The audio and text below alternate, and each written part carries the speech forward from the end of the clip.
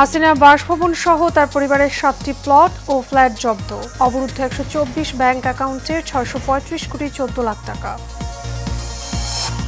চলতি বছরে পাচার হওয়া অর্থ ফিরিয়ে আনা সম্ভব, জানালেন অর্থ উপদেষ্টা। শিগগিরই বিশেষ আইনের অধ্যাদেশ জারি। প্রবাসীদের প্রক্সি ভোটের কথা ভাবছে ইসি, জানালেন কমিশনার সানাউল্লাহ। রাজনৈতিক দলগুলোর সাথে সংলাপের পরেই সিদ্ধান্ত। এবং 5 দফা দাবিতে সারা দেশে চিকিৎসকদের কর্মবিরতি, সিলেটে কমপ্লিট শাটডাউন, ভোগান্তিতে রোগীরা।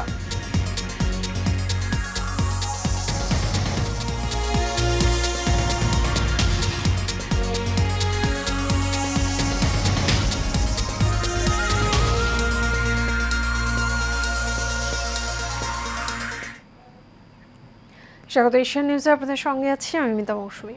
শুনছিলেন বিআরবি কেবল ইন্ডাস্ট্রিজ লিমিটেড সংবাদ শিরোনাম। এবারে চলে যাব বিস্তারিত সংবাদে।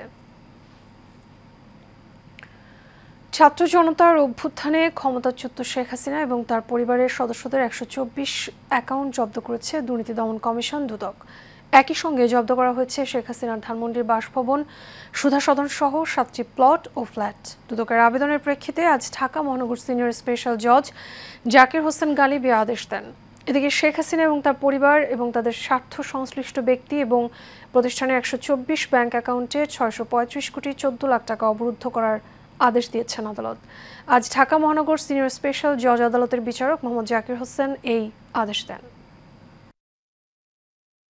জনাব শেখ হাসিনা, সাবেক প্রধানমন্ত্রী, গণপ্রজাতন্ত্রী বাংলাদেশ সরকার, তার ছেলে জনাব সজীব আহমেদ ওয়াজেদ জয়, তার মেয়ে সাইমা ওয়াজেদ, তার ছোট বোন জনাব রেহানা সিদ্দিক এবং তাদের স্বার্থ সংশ্লিষ্ট 124টি অ্যাকাউন্ট ফ্রিজের জন্য আবেদন করা হয়েছিল।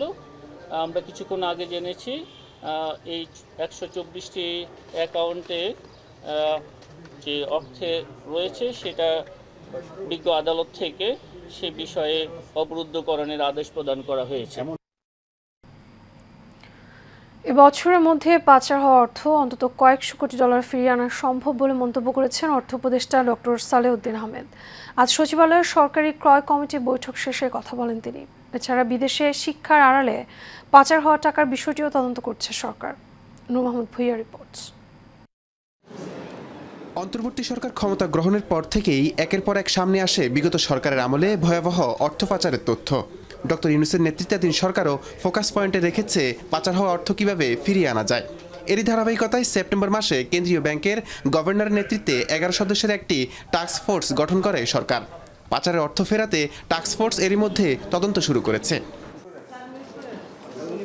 সচিবালয় সরকারি ক্রয় সংক্রান্ত উপদেষ্টা পরিষদ কমিটির বৈঠক শেষে অর্থ উপদেষ্টা ডক্টর সালেউদ্দিন আহমেদ বলেন, এবছরের মধ্যেই পাচার হওয়া অর্থ অন্তত কয়েকশো কোটি ডলার ফিরিয়ে আনা সম্ভব। এই বছরের ভিতরে আপনারা কয়েকশো কোটি ডলার ফেরত আনার চেষ্টা করছেন, এটা কি সম্ভব কিনা স্যার? এটা আর কিছুটা সম্ভব, এবং অনেক সময় দেখা যায় যে একদম হয়তো বড়দের 12 জন 11 জন দিয়েছে, তাদেরকে যদি না নিই আরও 200 কোটি টাকার বেশি অনেককে আইডেন্টিফাই করা হয়েছে, সব মিলে হয়তো আমরা আনতে পারবো। পাচার হওয়া অর্থ ফেরত আনতে সরকার সব ধরনের চেষ্টা চালিয়ে যাচ্ছে জানিয়ে তিনি বলেন, প্রয়োজনে বিভিন্ন দেশের সঙ্গে চুক্তি করা হবে। আমরা চেষ্টা করছি যে যত তাড়াতাড়ি অ্যাটলিস্ট প্রসেসটা শুরু করি, কিছুটা ইন্ডিকেশন কিছুটা আসো। এই জন্য আইনের কিছুটা সংগ্রহ, আইন মানে কি কিছু যে এগ্রিমেন্ট করা বিদেশের সাথে এগুলো করবো, এবং এটা আপনার নেক্সট মান্থে আরেকটু বেটার জানতে পারবেন, কারণ এই প্রোগ্রেসগুলো আমরা। এছাড়া বিদেশে শিক্ষার আড়ালে পাচার হওয়ার টাকার বিষয়ে তদন্ত করা হচ্ছে বলেও জানান ডক্টর সালেউদ্দিন আহমেদ। পড়াশোনার জন্য গেছে, হ্যাঁ এটা ওটা দেখছে তো। নূর মোহাম্মদ ভুইয়া, এশিয়ান টেলিভিশন, ঢাকা। দেশে বর্তমানে যুদ্ধ পরিস্থিতি বিরাজ করছে জানিয়ে তথ্য উপদেষ্টা মাহফুজ আলম বলেছেন, সেই যুদ্ধের বিরুদ্ধে সবাইকে ঐক্যবদ্ধ প্রতিরোধ গড়ে তুলতে হবে। অভ্যুত্থানের বিরুদ্ধে শক্তি একটি ছদ্ম যুদ্ধ চালাচ্ছে শিরোনামে মঙ্গলবার ভোরে নিজের ভেরিফাইড ফেসবুকে এক পোস্টে তিনি কথা বলেন। মাহফুজ আলম লিখেছেন, গতকাল থেকে আজ পর্যন্ত বিভিন্ন জায়গায় অপরাধীদের গ্রেপ্তার চলমান এবং বিচারের কাজ দ্রুত ও সুষ্ঠু করার লক্ষ্যে সরকার তৎপর। তথ্য উপদেষ্টা আরও বলেন, দ্রব্যমূল্য নিয়ন্ত্রণ, প্রতিষ্ঠানসমূহকে শক্তিশালী করা, জুলাই শহীদ এবং আহতদের জন্য ইতিবাচক উদ্যোগ গ্রহণ থেকে শুরু করে বিভিন্ন ইস্যুতে সরকারের সফলতা রয়েছে। তবে সামরিক, বেসামরিক, আমলাতন্ত্র, ব্যবসায়ী শ্রেণী এবং গণ অভ্যুত্থানের বিরোধী শক্তি ঐক্যবদ্ধ হয়ে ক্রমশ সরকারকে বেকায়দায় ফেলছে বলেও দাবি করেন তিনি। প্রবাসীদের ভোটাধিকার নিশ্চিত করতে প্রক্সি ভোটের কথা ভাবছে নির্বাচন কমিশন। এই ভোটের সম্ভাব্য পদ্ধতি নির্ধারণের পর দলগুলোর সাথে ইসি সংলাপ করবে বলে জানিয়েছে নির্বাচন কমিশনার ব্রিগেডিয়ার জেনারেল অবসরপ্রাপ্ত আবুল ফজল মোহাম্মদ সানাউল্লাহ। সকালে নির্বাচন কমিশনে প্রবাসীদের ভোটদান বিষয়ে এক ব্রিফিংয়ে তিনি এসব কথা বলেন। নির্বাচন কমিশনার বলেন, এরই মধ্যে যারা ভোটার হয়েছেন শুধু তারাই ভোট দিতে পারবেন। প্রক্সি ভোটের ক্ষেত্রে বিশ্বাসযোগ্যতার একটু কমতি থেকেই যায়। সেক্ষেত্রে প্রবাসী ভোটারকে নিজের আস্থাভাজন বিশ্বস্ত কাউকে প্রক্সি ভোটের জন্য বাছাই করার পরামর্শ দেন তিনি আরও বলেন, প্রবাসীদের ভোটের জন্য আগে থেকেই পোস্টাল ব্যালট পদ্ধতি আছে, তবে তা সময় সাপেক্ষ বলেই প্রক্সি ভোটের সুপারিশ করা হয়েছে। 5 দফা দাবি আদায়ে দেশের সব হাসপাতালের বহির্বিভাগ এবং ব্যক্তিগত চেম্বার বন্ধ রেখে কর্মবিরতি পালন করছে চিকিৎসকরা। একই সঙ্গে বন্ধ থাকবে হাসপাতাল এবং মেডিকেল কলেজের একাডেমিক কার্যক্রমও। সকাল 9টা থেকে শুরু হওয়া এই কর্মবিরতি পরবর্তী ঘোষণা না দেওয়া পর্যন্ত চলবে। এর আগে সোমবার 5 দফা বিষয়ক জাতীয় স্টিয়ারিং কমিটি এই কর্মসূচির ঘোষণা দেয়। ডাক্তার পদবি ব্যবহার সংক্রান্ত রিটের রায় ঘোষণাকে কেন্দ্র করে গত রোববার থেকে নতুন কর্মসূচি পালন করেছেন ইন্টার্ন চিকিৎসক এবং মেডিকেল কলেজ শিক্ষার্থীরা। তাদের সঙ্গে যুক্ত হয়েছেন পোস্ট গ্রাজুয়েট ট্রেনি চিকিৎসকরাও।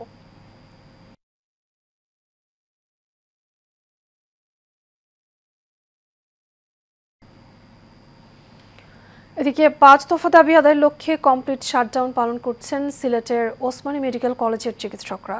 সকাল 10টা থেকে মেডিকেল কলেজ হাসপাতাল প্রাঙ্গণে এই কর্মবিরতি এবং প্রতিবাদ সমাবেশ শুরু হয়।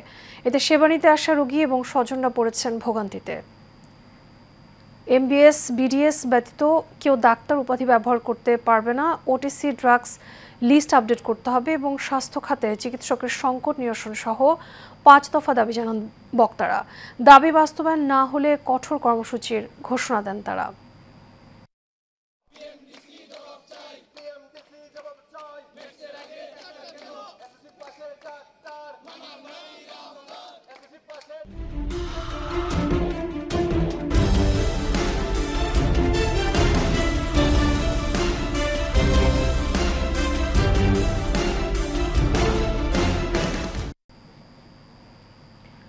গাজীপুরের টঙ্গীতে বকেয়া বেতন, ওভারটাইম এবং ঈদ বোনাসের দাবিতে ঢাকা ময়মনসিংহ মহাসড়ক অবরোধ করে বিক্ষোভ করে পোশাক শ্রমিকরা। এছাড়া শ্রমিক মারধরের ঘটনার প্রতিবাদে মৌচাকে ঢাকা টাঙ্গাইল মহাসড়ক অবরোধ করেন শ্রমিকরা। সকাল 9টার দিকে মহাসড়ক অবরোধ করেন তারা। বেলা 12টার কিছু পর সংশ্লিষ্টদের আশ্বাসে অবরোধ প্রত্যাহার করেন তারা। পুলিশ জানায়, টঙ্গীর হোসেন মার্কেট এলাকায় বিএচআইএস অ্যাপিয়ারেলস কারখানার শ্রমিকদের ফেব্রুয়ারি মাসের বেতন গত 9 মার্চ দেওয়ার কথা ছিল। বেতন না দেওয়ায় সোমবার সকালে কাজ বন্ধ করে শ্রমিকরা। পরে আজ সকালে কাজে গিয়ে তারা দেখেন কারখানা বন্ধের নোটিশ দিয়েছে কর্তৃপক্ষ। এরই জেরে ঢাকা ময়মনসিংহ মহাসড়ক অবরোধ করে বিক্ষোভ করে শ্রমিকরা। এতে সড়কে যানজটের সৃষ্টি হয়েছে।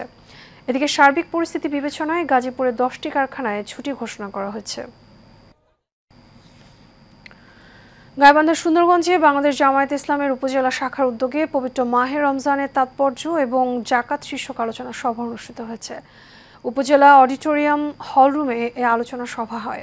বাংলাদেশ জামায়াতে ইসলামী সুন্দরগঞ্জ উপজেলা শাখার আমির অধ্যাপক মোহাম্মদ শহীদুল ইসলাম মঞ্জুর সভাপতিত্বে এ সময় প্রধান অতিথি হিসেবে উপস্থিত ছিলেন কেন্দ্রীয় কর্ম পরিষদের সদস্য অধ্যাপক মোহাম্মদ মাহবুবুর রহমান বেলাল এবং বিশেষ অতিথি হিসেবে উপস্থিত ছিলেন গাইবান্ধা জেলা আমির এবং সাবেক উপজেলা চেয়ারম্যান মোহাম্মদ আব্দুল করিম সরকার। আর উপস্থিত ছিলেন সুন্দরগঞ্জ সম্মিলিত প্রেস ক্লাবের আহ্বায়ক মোহাম্মদ নজরুল ইসলাম সহ বাংলাদেশ জামাত ইসলামীর অঙ্গ সংগঠনের নেতাকর্মীবৃন্দ।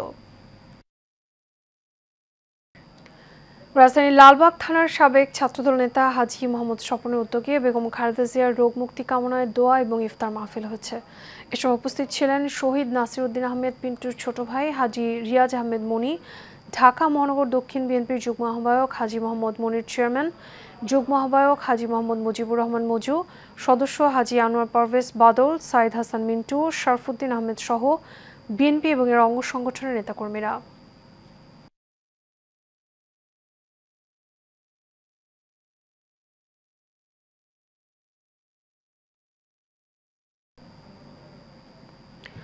শরীয়তপুর সাংবাদিক সমিতি ঢাকার আয়োজনে রাজধানীতে অনুষ্ঠিত হয়েছে ইফতার এবং দোয়া মাহফিল। এতে সংগঠনের সদস্য সহ গুণীজনরা উপস্থিত ছিলেন। রাজধানীর পল্টনস্থ ইকোনমিক রিপোর্টার্স ফোরাম ERF কার্যালয়ে এই ইফতার মাহফিলের আয়োজন করা হয়। এতে সভাপতিত্ব করেন সংগঠনের সভাপতি হাবিবুর রহমান পলাশ। প্রধান অতিথি হিসেবে উপস্থিত ছিলেন শরীয়তপুর জেলা বিএনপির সভাপতি শফিকুর রহমান কিরণ এবং বাংলাদেশ ইন্স্যুরেন্স ফোরামের সভাপতি BM ইউসুফ আলী। সংগঠনের সাধারণ সম্পাদক ওবায়দুল্লাহ মামুনের পরিচালনায় অনুষ্ঠানে আরও উপস্থিত ছিলেন রাষ্ট্রপতির সাবেক প্রেস সচিব আব্দুল আউয়াল হাওলাদার, মোটেক্স গ্রুপের চেয়ারম্যান মোহাম্মদ মাসুদ কবির রানা, ন্যাশনাল ডক্টরস ফোরামের মহাসচিব অধ্যাপক ডাক্তার মোহাম্মদ মাহমুদ হোসেন এবং সাবেক প্রতিষ্ঠাতা সভাপতি রফিকুল ইসলাম আজাদ সহ সদস্যবৃন্দ।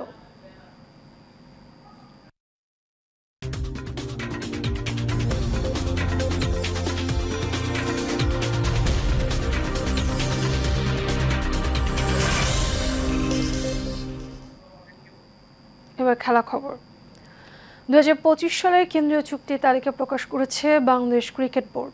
গত 1 জানুয়ারি থেকে আগামী 31 ডিসেম্বর পর্যন্ত কার্যকর থাকবে এই চুক্তি, যেখানে ফেব্রুয়ারি মাস পর্যন্ত বি ক্যাটাগরিতে থাকা মাহমুদুল্লাহ রিয়াদ নিজের নাম প্রত্যাহার করে নিয়েছেন। অন্যদিকে বর্তমানে এ ক্যাটাগরিতে থাকা মুশফিকুর রহিম ওয়ানডে ফরম্যাট থেকে বিদায় নেয় মার্চ মাস থেকে তার জায়গা হবে বি ক্যাটাগরিতে। তালিকায় A+ ক্যাটাগরি একমাত্র ক্রিকেটার তাসকিন আহমেদ। তিনি পাবেন সর্বোচ্চ 10 লাখ টাকা বেতন। এ ক্যাটাগরিতে আছেন নাজমুল শান্ত, মেহেদি মিরাজ এবং লিটন দাস। তারা পাবেন মাসে 8 লাখ টাকা বেতন। ক্যাটাগরি C মাসে 6 লাখ টাকা পাবেন মমিনুল হক, তাইজুল ইসলাম, মোস্তাফিজুর রহমান, তাওহিদ হৃদয়, হাসান মাহমুদ ও নাহিদ রানা। C ক্যাটাগরিতে রাখা হয়েছে সাদমান, সৌম্য, জাকের আলী, তানজিদ, রিশাদ, তানজিম ও শেখ মেহেদিকে। আর D ক্যাটাগরিতে আছেন নাসুম আহমেদ ও খালেদ আহমেদ। তারা পাবেন 2 লাখ টাকা বেতন। এর সাথে শেষ করবো এশিয়ান নিউজ। আগে BRB কেবল ইন্ডাস্ট্রিজ লিমিটেড সংবাদ শিরোনামগুলো জানাবো আরও একবার।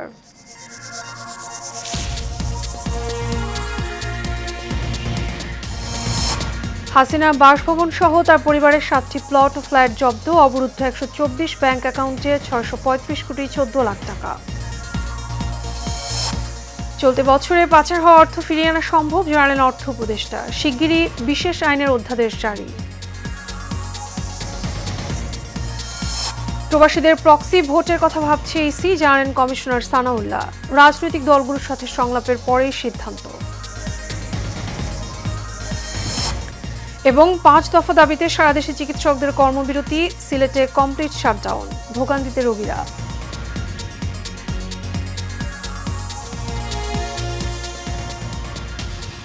এশিয়া নিউজ এ পর্যন্তই। আমাদের পরবর্তী সংবাদ দেখার আমন্ত্রণ রইল। এখন সাথে থাকার জন্য ধন্যবাদ সবাইকে।